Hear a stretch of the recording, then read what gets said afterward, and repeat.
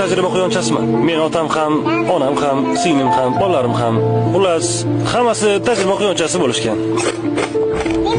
Ular hammasi o'lib ketishgan. Mening ham qismatim shu.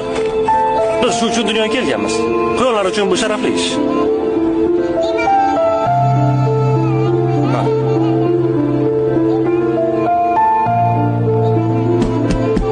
Haya. İşim boshlandi.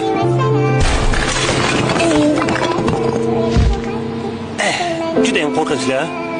Lekin men shunchaki ishimni qilyapman. Voy, Ralf.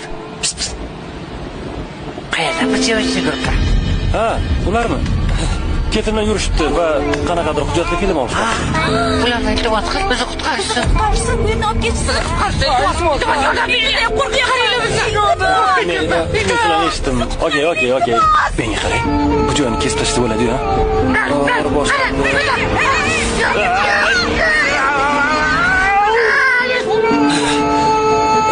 Nima demoqchi edim?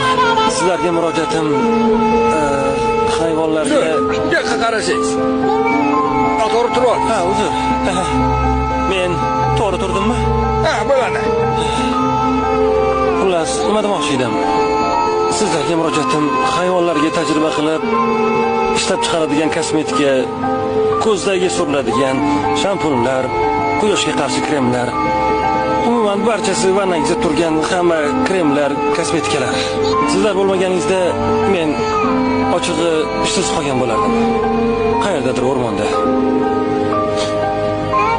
Oddiy quyondek.